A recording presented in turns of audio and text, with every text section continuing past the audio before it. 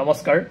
ৰাতি টোপনি যোৱাৰ আগত সদায় ভাবোঁ যে কালিৰ পৰা আৰু এইবোৰ বাদ দিম আৰু একো নকৰোঁ, বেলেগ কিবা চিন্তা কৰিম। কিন্তু ৰাতিপুৱা উঠিয়ে মনে নামানে, আকৌ এটা ক্লাছ লওঁ, আকৌ কিবা এটা ছাবজেক্ট পঢ়াবলৈ আৰম্ভ কৰোঁ, কিবা এটা টপিক শেষ কৰোঁ, মনটোৱে নকয় যে শেষ কৰি দিওঁ। পিছদিনা আকৌ ৰাতি টোপনি যোৱাৰ আগত ক'লোঁ যে আজি যি হ'ল কালিৰ পৰা আৰু বাদ দিওঁ। কিন্তু এনেকৈ ভাবি ভাবি আজি লাষ্ট 1 মাহৰ পৰা মানে নিজকে বুজাব পৰা নাই যে ক্লাছ কৰাম নকৰাম, ইউটিউবত থাকিম নাথাকিম। কিন্তু তথাপিও আজিও মই আপলোড কৰিছোঁৱেই, আজিও মই কিবা কিবি কণ্টেণ্ট দিছোঁৱেই। যি কি নহওক, আজিৰ পৰা 6-7 মাহ আগত একো নাভাবাকৈ একো নিশ্চিন্তাকৈ এটা সৰু ভিডিঅ' এটা মই আপলোড কৰিছিলোঁ। কোনোবাই চাব নে নাচাব সেইবোৰ ভবা নাছিলোঁ। আচলতে মই এটা জব কৰি আছিলোঁ, ভাল জব কৰি আছিলোঁ। ভাৰতৰ বিভিন্ন ঠাইত মই কাম কৰিছোঁ, বিভিন্ন ঠাইত মই প্ৰজেক্ট কৰিছোঁ। আৰু প্ৰায় 1 বছৰ জব কৰি মই বহুত ভাবি চিন্তি জবটো ৰিজাইন দিলোঁ। আৰু ৰিজাইন দিয়াৰ পাছত সময় নোযোৱা যেন লাগিল, কাৰণ মেক্সিমাম সময় বিজি থাকি পিছত যেতিয়া ৰিজাইন দিলোঁ, প্ৰথম মাহটো পাৰ কৰিবৰ কাৰণে বহুত অসুবিধা হ'ল। 24 ঘণ্টাটো 24 বছৰ যেন লগা হৈ গ'ল। আৰু সেইকাৰণে ভাবিলোঁ কি কৰা যায়, অলপ প্ৰিপেৰেশ্যনেই কৰোঁ। কিন্তু প্ৰিপেৰেশ্যন কৰিবৰ কাৰণে টেবুলত বহিলে পঢ়িব মন নাযায়, মনটো উৰি ফুৰে। নিজৰো কাম বহুত আছিলে, পাৰ্চনেল প্ৰজেক্ট বহুকেইটা আছিলে, সেইকেইটা কৰি আছিলোঁ। যদিও এটা জব কৰি আহি মানে বহিলে আপোনালোকে নিজে তাৰ বিষয়ে গম পাব। জব ভাল আছিলে, বহুত ভাল ঠাইত কাম কৰিছোঁ, আচ্ছা খাচা পইচা কামাই আছিলোঁ। কিন্তু প্ৰথম কথা হেক্টিক শ্বেডিউল, আৰু লগতে ঘৰৰ পৰা বহুত দূৰত থাকিব লাগে, ঘৰৰ আত্মীয় স্বজনৰ ওচৰ আহিব নোৱাৰি। সেইকাৰণে বিভিন্ন কাৰণত অলপমান এৰিব লগা হ'ল। কিন্তু 1 বছৰ এক্সপিৰিয়েঞ্চখিনিয়ে মোক জীৱনভৰ বহুত কাম দিব।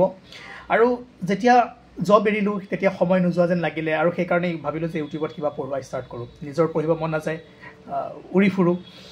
তেনেকৈ 1, 2, 3টা দিয়াৰ পাছত লাহে লাহে সকলোৱে চোৱা আৰম্ভ কৰিলে। প্ৰথমে 10জন 12জন, বহুত ফূৰ্তি লাগে। 10জন মানুহ যদি চাই ভাবোঁ যে বাহ, বহুত মানুহে চাইছে। 20জন চালেতো আৰু ফূৰ্তি লাগে।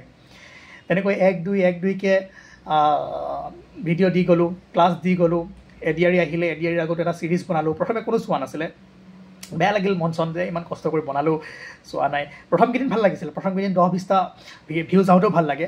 কিন্তু পাছত যেতিয়া ভাবিলোঁ যে 10-20জনে চাইছে, তেনেহ'লে ইয়াতকৈ ভাল কৰোঁ, সেইবাৰ মনত এক্সপেক্টেশ্যনটো বাঢ়ি গ'ল। আৰু যেতিয়াই মানুহৰ এক্সপেক্টেশ্যন বাঢ়ি যায় আৰু সেইমতে একো নহয়, তেতিয়াই মনত বেয়া লাগে।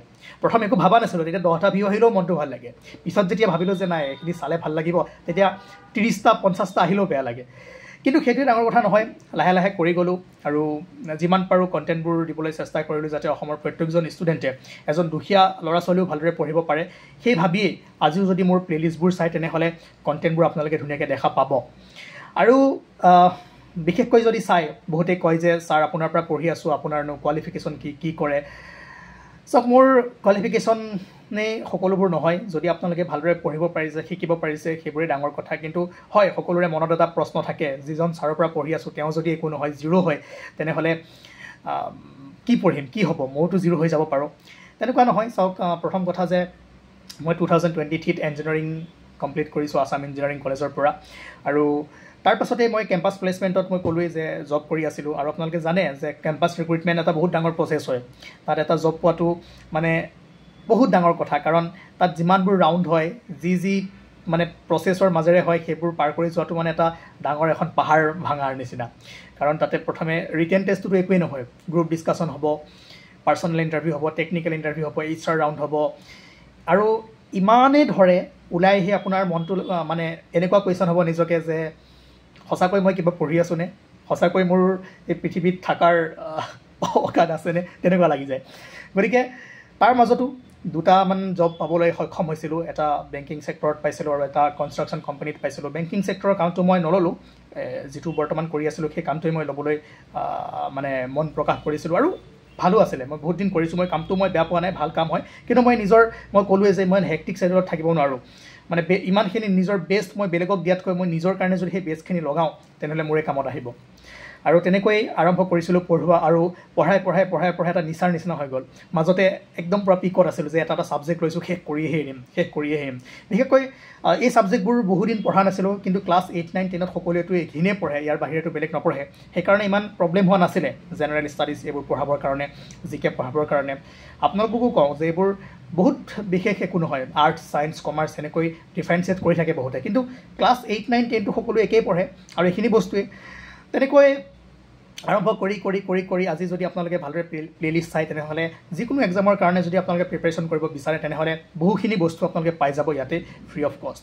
আৰু আজি এই ভিডিঅ'টো বনোৱাৰ মূল উদ্দেশ্য হ'ল যে ইমানখিনি মৰম চেনেহ দি একো নাই, এইখন বৰ্ড আৰু সৰু এটা লেপটপ স্ক্ৰীণ ৰেকৰ্ডিং কৰি একো ইকুইপমেণ্ট নাই, তথাপিও আপোনালোকে আদৰি লৈ আজি আমি 25,000 পৰিয়াল সদস্য মেম্বাৰ্ছ হৈ গ'লোঁ KSGS আছামত।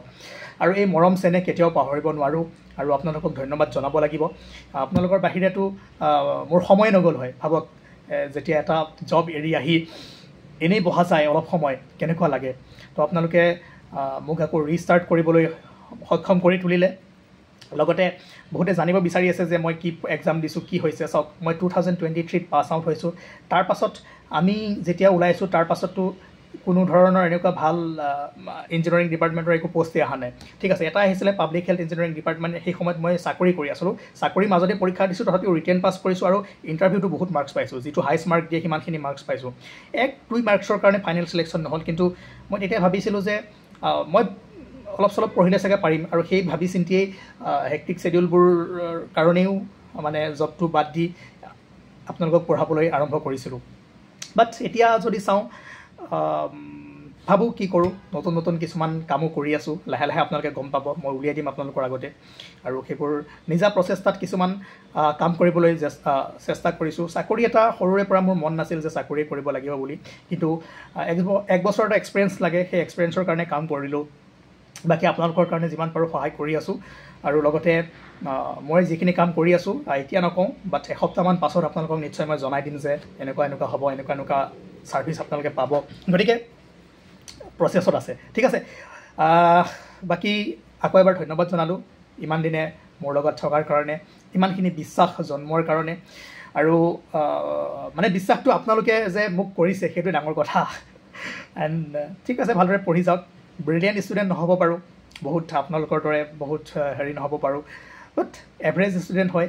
যিমানখিনি পাৰোঁ সিমানখিনি আপোনালোকক ডেলিভাৰ কৰিব পাৰোঁ।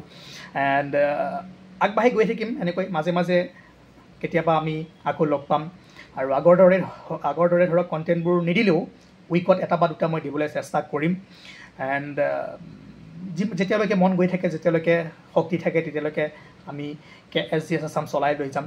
কাৰণ একেটা কামেইতো সদায় কৰি থাকিবলৈ মই নাজানো মোৰ কিয় এনেকুৱা, মই নোৱাৰোঁ এটা কাম কৰি থাকিবলৈ বহুত দিন, এলাহ এটা লাগি যায়। চ' সদায় নিউ ট্ৰাই কৰি থাকিব মন যায়। আৰু সেইকাৰণে বহুতে কুৱেশ্যন কৰে যে ছাৰ আপোনাৰ ADRE এক্সাম কেনেকুৱা হ'ল, কেনেকুৱা হ'ল। পৰীক্ষা মই দিয়া নাই, কাৰণ চাওক আপোনালোকে নিশ্চয় জানেই এইবাৰ কাট অফ কিমান বাঢ়ি গৈছে বা কেনেকুৱা হৈছে। বহু ষ্টুডেণ্ট আছে যাৰ এই চাকৰিটো কৰিব মন নাই, চাকৰি কৰিব মন নোযোৱাকৈ পৰীক্ষা দিছে, পাছ কৰিছে, ছিটবোৰ খাই থৈ দিছে। আৰু পাছ ফেইল কৰাৰ পিছৰ কথা, মই ফেইল কৰিবও পাৰোঁ বা পাছ কৰিবও পাৰোঁ, কিন্তু পৰীক্ষাটো দি যদি মই পাছ কৰোঁ, মই সেই চাকৰিটো নকৰোঁ, তেনেহ'লে এনেই যাব। যাক এটা চাকৰিৰ প্ৰয়োজন আছে তেওঁৰ কাৰণে বেয়া লাগিব। গতিকে এনেকৈ যদি সকলোৱে ভাবে আৰু 500মান ষ্টুডেণ্টে কোৱালিফাই কৰিলে হয়। আৰু সেইকাৰণে সেই ভাবি দিয়া নাই। যদি মোৰ ডিপাৰ্টমেণ্টৰ কিবা এক্সাম আহে নিশ্চয় দিম।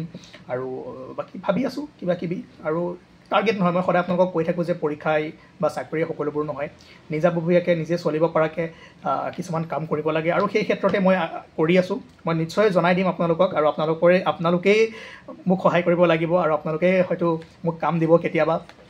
সেইকাৰণে KSGS আছে। KSGS মানে যে এডুকেশ্যনেল চেনেল তেনেকুৱা নহয়, ইয়াৰ বহুতো আপকামিং বস্তু আহি আছে, আৰু জনাই দিম। আৰু নিশ্চয় আপোনালোকে মোক সহায় কৰিব লাগিব, ঠিক আছে। তো আকৌ এবাৰ ধন্যবাদ জনাইছোঁ 25,000 কৰাৰ কাৰণে। আমি 25,000 মেম্বাৰ, আৰু এইটো মোৰ কাৰণে বহুত ডাঙৰ এচিভমেণ্ট। আৰু বহুতে কৈ থাকে ছাৰ আপোনাৰ বহুত লেভেল হৈছে, অহংকাৰ হৈছে, কিবা হৈছে। লেভেল দেখাবলৈ, অহংকাৰ কৰিবলৈ আছে কি? মোৰ একো নাই।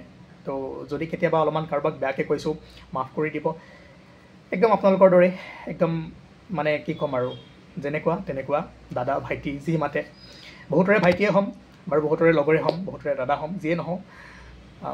KSGS আছাম, ঠিক আছে। KSGS আছামৰ মালিক। Thank you, good night.